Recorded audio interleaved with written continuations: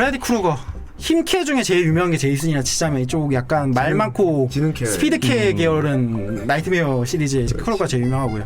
얘가 말을 많이 해서 사실 프레디 나이트메어 시리즈는 공포라기보다 약간 개그처럼 생각하는 사람도 많아요. 네, 약간 호러 코미디 이런 느낌이 좀 있긴 해요. 그치. 기본적으로 목마라고 해야 되죠.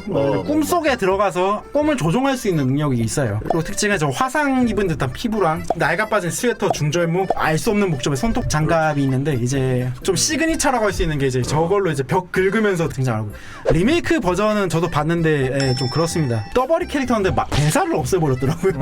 그러면 안 되지. 그냥 CG만 좀 좋아졌다 정도? 네, 뭐 그렇고. 제 캐릭터 자체는 원래 그 사이코패스 정신병자 아버지 밑에서 태어나서 고아원인가 어디서 길러지면서 이제 왕따를 당하면서 성격이 삐뚤어졌게 나오고 그리고 좀 미국이 아동에 대한 살인이나 이런 거 되게 극혐하지 않습니까? 그치. 근데 연쇄 아동 살인마로 나옵니다. 몇몇 작품에서 성폭행을 했다는 뭐 묘사도 좀 있고요. 지금도 이제 웬만한 영화에 애 죽는 거는 그렇죠. 안 만들잖아. 아, 네.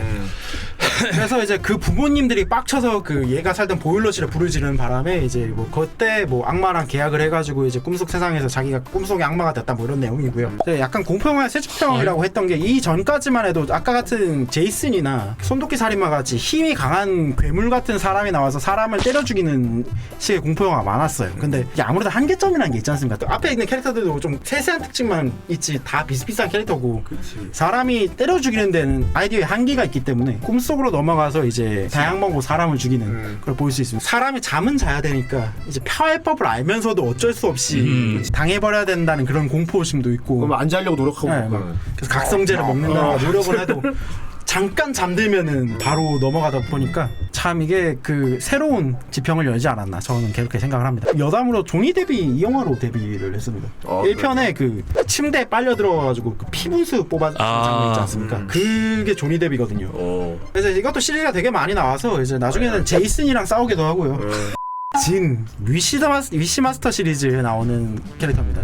악마인데 10파트에 나오는 진 캐릭터예요. 소원 들어주는 램프 요정 진이고요. 근데 실제로 이 캐릭터는 고대 악마로 나와요. 그래가지고 이제 보석이 봉인돼 있는데 이제 비비면 나와가지고 비빈 사람한테 3가지 소원을 들어준다라고는 하는데 계약 해지가 안 돼요. 무조건 3가지 소원을 다 빌어야 돼요. 그리고 이제 소원을 들어주긴 하는데 약간 그 바케모노 시리즈에 보면은 원숭이 팔이라는 게 나오지 않습니까? 그것처럼 지 마음대로 해석해서 소원을 들어줍니다. 그러면 저기 선배처럼 들어주나 보다. 네. 그쵸. 결과만 맞으면 되는. 다음 읽어주시면 약관을 제대로 읽으셔야죠. 그러니까 예를 들어 뭐 영원한 미모를 가지고 싶어 이렇게 소원을 빌면 마네킹으로 바꿔버린다든가. 그렇지. 네. 이 병에서 해방되고 싶어라고 하면 사람을 죽인다든가. 그렇지. 당장 네가 내 눈앞에서 꺼졌으면 좋겠어라고 하면 눈을 멀게 해버린다든가. 뭐 이런 식으로 소원을 들어주는 캐릭터예요. 게다가 이제 그 소원을 들어주면서부터 힘이 점점 강해지는 그런 설정이 있어가지고 계속 사람들한테 말을 걸어가지고 소원을 빌게끔 유도를 합니다. 그래서 알짱거려서 막 꺼지라고 소원을 빌게 만든다든가 뭐 이런 식으로 해가지고 하는 캐릭터입니다.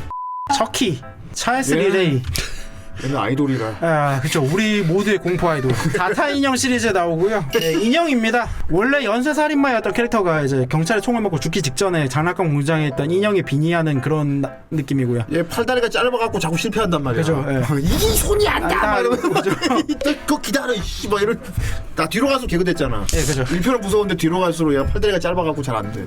드라마는 지금 나왔고 드라마도 되게 호평이라고 하더라고요. 저는 아직 못 봤는데 그 장면을 봤습니다. 그 드라마에서는 이제 얘를 주워간 꼬마애가 토이스토리 1에 나오는 그 빌런 같은 친구여가지고 방에 갔더니 인형 머리로만 이렇게 무슨 용 같은 걸 만들어 놓아가지고 인형 학대범이었어. 척키 동공인 장면이 인형 학대범. 하여튼 뭐 그런 내용이라고 재밌다고 하더라고요. 근데 이게 처음 나왔을 때는 인형이 사람을 죽인다는 서스펜스가 있었는데 이게 후로 갈수록 이제 인형이다 보니까 한계가 있지 않습니까? 개그가 될 수밖에 없어. 점점 개그화가 되는 게 좀 어쩔 수 없긴 야, 합니다. 아들은 쿵어한다고요. 맷집이 엄청납니다. 사람이랑 동기화돼서 고통을 느낀다고 하는데 뭐 불에 붙어도 살고요. 뭐 녹아도 살고 파츠도 뭐 남의 거 갈아 껴도 되는 것 같고요. 가장 큰 의문은 과연 이렇게 생긴 캐릭터를 애들한테 사주고 싶은가? 에나벨 때도 같은 느낌이긴 했지만 네.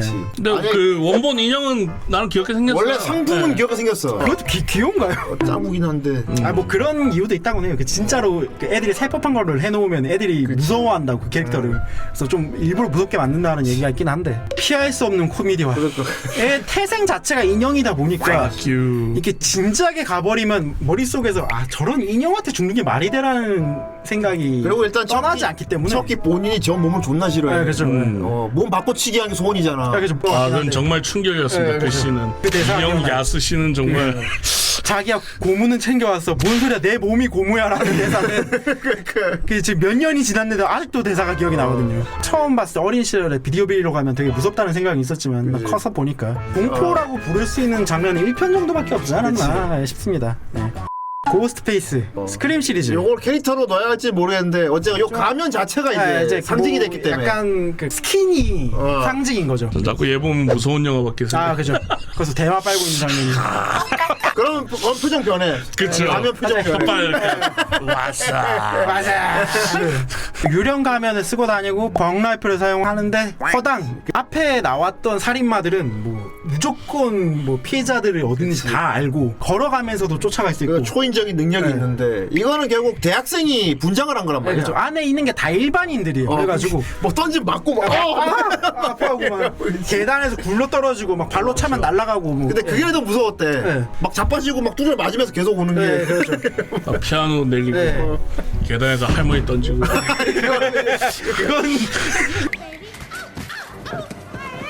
그리고 다른 특징은 항상 그 피해자한테 전화를 겁니다. 헬로우 시드. 헬로 시드니 뭐 이런 식으로.